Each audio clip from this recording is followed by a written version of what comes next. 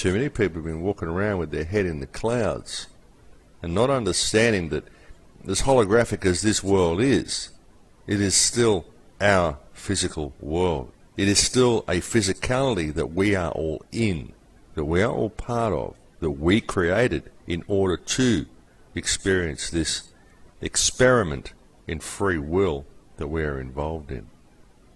That needs to be looked at, it needs to be acknowledged, and positive action needs to be taken. And there's no violence involved, there's no protests involved, there's none of this. We simply center ourselves in the right energy and we start doing what's right. Because the right thing to do is to protect the people who are suffering because of the atrocities that are being carried out by our corrupt governments. You know, what's going on in the Middle East? What's going on in all of these countries that the United Nations has gone and subjugated under the guise of keeping people safe? All of these issues need to be addressed, and the reason that it's all happened is because we have sat back and let it happen.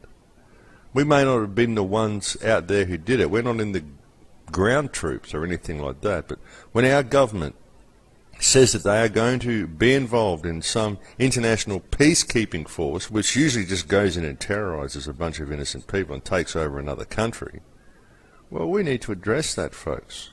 We honestly do. And that's something that we seem to fail to do through a lot of our lives. We have this apathetic attitude where it's always someone else's problem. It's never anything that we actually have to fix ourselves. So anyway, that's a new way of looking at things, I hope, for people anyway. Well, folks, I think it's getting close to break time.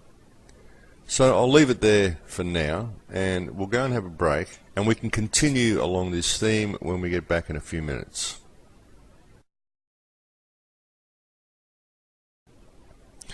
Well, welcome back, people. So, doing the right thing in all that you do. I believe this is the most important tool that we have to change this world and to change society, to change ourselves. Now, all the people out there who are profiting at the expense of other people, all the people out there who are maybe subjugating other people, yes, guys who subjugate their girlfriends, or bullies who subjugate other people. They do so to compensate for their own inadequacies. Of course, they'll never want to realise that, but if they would just look at themselves a little bit, you know, and realise that that is why they do this. If people could just simply look at the connection they have to each other. Once you understand that there really is only one of us here, we're all simply frequencies, we're all simply expressions of the same consciousness. Realise the reality that what actually exists, where your consciousness actually is in that nothingness that exists behind your eyes. Understand that that nothingness behind your eyes is connected. It's all connected to everybody and everything else. That is where the consciousness lies. The consciousness of yourself does not lie within your body. Your body is simply a biological computer created by this consciousness that is tuned to one particular frequency of the overall consciousness. And so that is what you experience. When you look in the mirror, that is not you, that is what you are experiencing in this reality. Now, this has been proven that this is how your body works. This is absolutely, positively, irrefutably how your body works. And this is where your consciousness lies. This is what your consciousness is. Every single person out there, you are living in a matrix. This is a computer. And this is where science is going. This is what quantum physics and normal physics and cellular biology has taught us. This is the understanding of what this reality is. Now, once you understand that, and you start to understand your connection to everybody and everything else, then it becomes very difficult to dislike other people, to want to subjugate other people, to do the wrong thing by other people. You begin to realize that these people are yourself. They are simply different frequencies of the same self that we're all part of. This is what the Creator created, for us to be able to experience this reality. And the nature of this reality is an experiment in free will. And we have got half of this consciousness running rampant. Well, less than half of it. But part of this consciousness, certain frequencies of this consciousness have just gone out of control. It's like a disease. It's like a cancer of the brain. It's like a cancer of the self. This ruling elite, this bloodline that's doing this stuff.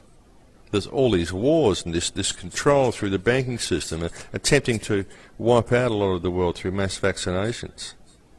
That is just part of this consciousness that is completely lost in false ego and completely reveling in the power that it feels in this physicality.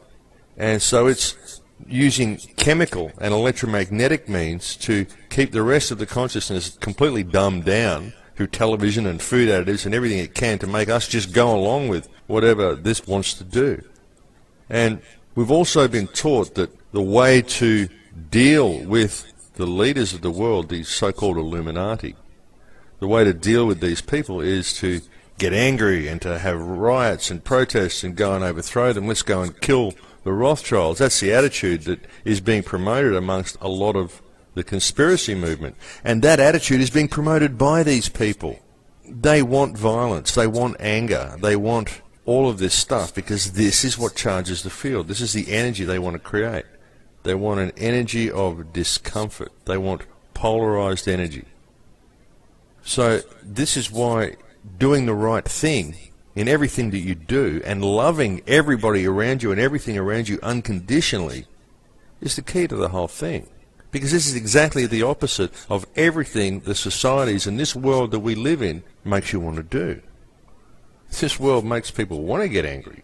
I mean, it's structured that way, folks. Even if you're the most general person, there's all this stuff going on in your life. You've got to get up and go to work. You've got to do this. You've got to do that. The car's running out of petrol. Got to go petrol. I need money.